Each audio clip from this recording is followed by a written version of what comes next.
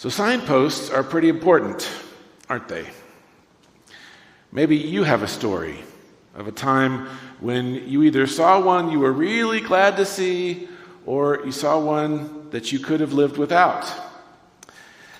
Now, back when I was serving in Meeker, up in northwestern Colorado, I was making the drive for the very first time, my first time, across the northern edge of Colorado, headed for Granby and Snow Mountain Ranch. The clergy orders retreat was happening there. It happened there for a number of years. And I was really looking forward to it. I was excited about connecting with other pastors and colleagues and friends. I was still pretty new and green at that point, and I still got excited about everything. But for whatever reason, I had left later in the day on that particular day, so it was nighttime while I was making this drive, and I had never made this drive before. And this was before Apple and Google helped us to sort out every bump in the road between our starting point and our ending point. So I had a paper map, an actual paper map in the seat beside me.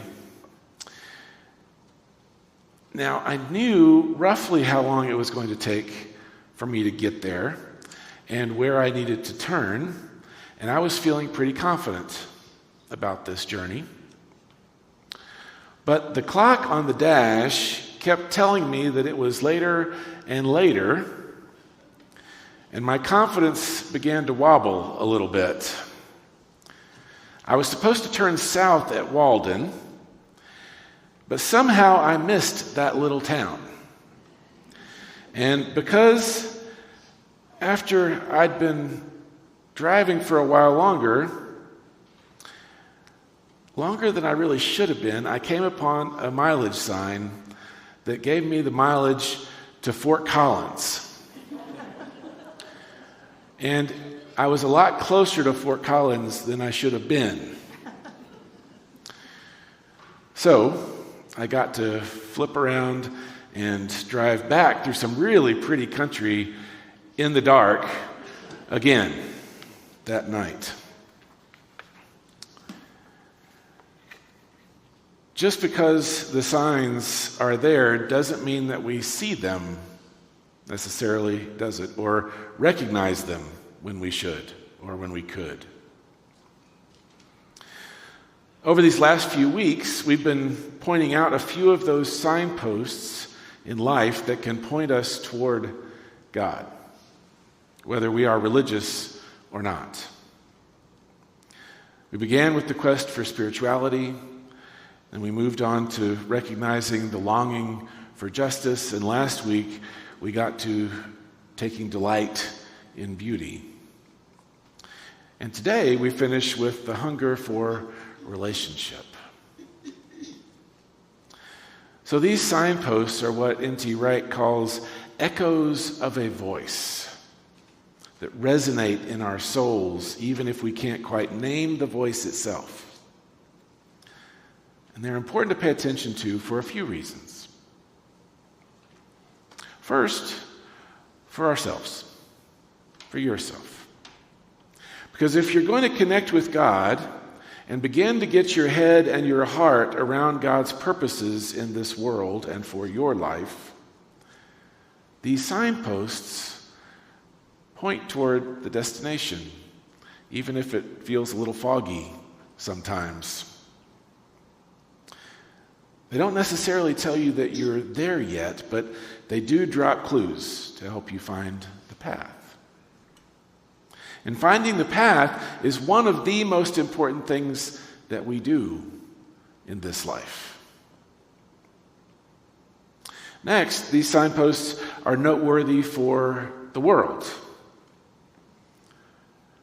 Because if everything hasn't just spun up by chance, and the very existence of these signposts tends to suggest that there is some point to it all, then finding common cause with God is probably hand in glove with making the most of this glorious creation around us. And if we begin to be able to recognize the signs, it becomes easier for us to point them out to others in the world. In this world that is so often in need of direction, isn't it?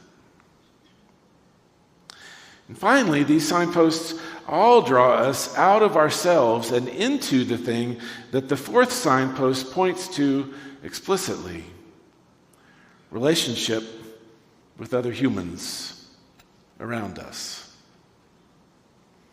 It's beautiful and it's messy and it's fraught with all sorts of peril and full of so much potential and possibility. As important as our personal lives are, we are simply unable to make it through life solo. Brene Brown says we are wired to connect with others. It's what gives purpose and meaning to our lives. Without it, there is suffering. Relationships, though, as much as we long for them, they are complicated, aren't they? As vital as they are to our existence and as fulfilling as they can be, they are also our greatest sources of angst and unease in life. From the very beginning, the Bible story describes a world where we need each other on the one hand and we betray each other on the other.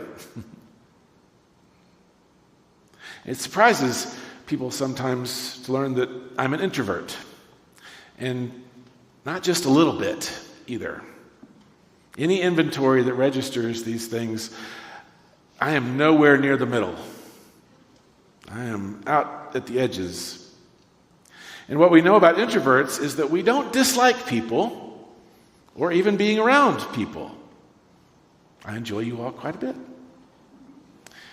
We just get worn out when we spend a lot of time around a lot of people and we need to recharge, which is the origin of the Sunday afternoon nap for most preachers you've ever had. And we know that extroverts need downtime too. Even if they get a real charge out of being around other people, relationships are just never a simple thing. What humanity found early on was that coming together for a common purpose made for a fuller existence overall, if not an easier one necessarily. We learned early that we could come together for both protection and for provision. We could come together to keep each other safe, and we could come together to keep each other fed and clothed and housed, and doing it together made it easier and more rewarding. And this is how people lived in the time of Jesus, and in many places in the world still today, if not so much in our individualistic society of North America. And it's how Jesus envisioned and organized his followers as an extended family, not based on blood, but on relationships and in the love of God. Our psalm today makes a big deal of how good and pleasing it is when families live together as one. Eugene Peterson dug into this psalm, and he recognized that we don't get to choose our siblings any more than we get to choose our parents or our kids. Family relationships are determined for us more often than not. Then we have to make it work. That's certainly how things happen in the church, isn't it? How often do I hear somebody say, the church would be just great if it weren't for the people? We are gathered here, warts and all. We are the church that we get. Peterson also points out that we Christians don't have a choice.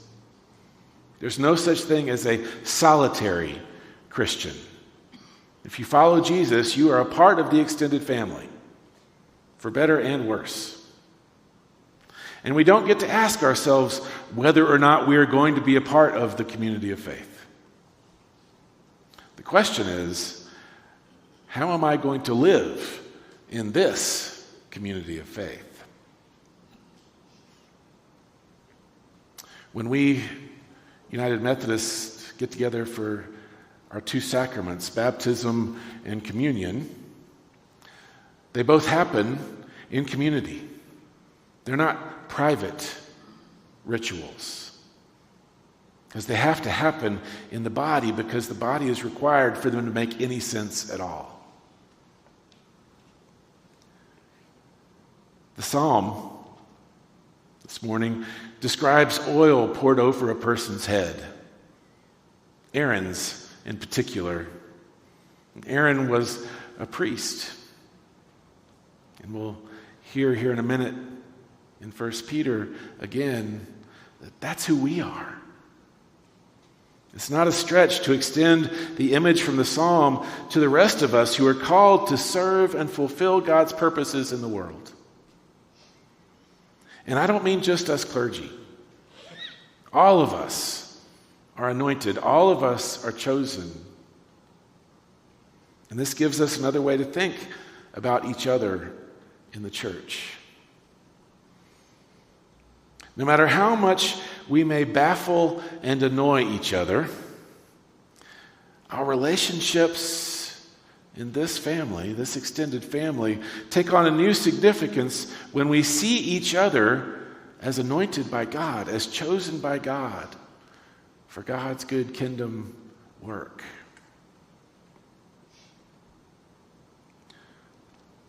As we look around and we can imagine that oil running over the heads of the people next to you and behind you and in front of you and down onto your robes, the very idea of which is making some of you very antsy right now. How would you get that out? But each and every one of us is loved and blessed and gifted with holy work to do in the world. As you look around with that perspective that each and every one sitting here amongst you, or through that camera, those folks joining us online, each and every one is loved and blessed by God and anointed to reflect that love and blessing back into the world. The reading from 1 Peter today makes it explicit. You are a chosen race, a royal priesthood, a holy nation, a people who are God's own. You've become this people so that you may speak of the wonderful acts of the one who called you out of darkness into this amazing light. Once you were not a people, but now you are God's people. You are like living stones, it says, being built up into a spiritual temple. And God is the one who can make such a structure stand, the one who lays the foundation. Even given our uneven capacity for relationships with one another. But we're made for it whether we recognize it or not. The craft of dry stone walling has been used around the world for thousands of years. You may have, if you've been to Peru or to Scotland or so many other places, you may have seen walls built this way, where painstakingly fit stones are put together without mortar, so they will interlock and use friction and gravity to hold them together. There's no mortar, so the resulting walls are able to move and settle slightly, which gives them a remarkable resilience in the face of earthquakes. Imagine God doing the same thing with us, with this extended family. It's no coincidence that Jesus came from a family of builders. No matter the shapes that we bring as individuals, and we all know there's some of us that it's hard for us to figure out how exactly they're supposed to fit in. But no matter what shapes we bring, God is able to put us together in such a way that we can stand up in this world and to this world. We stand up such that we together point the way to a God whose very being is love. May it ever be so.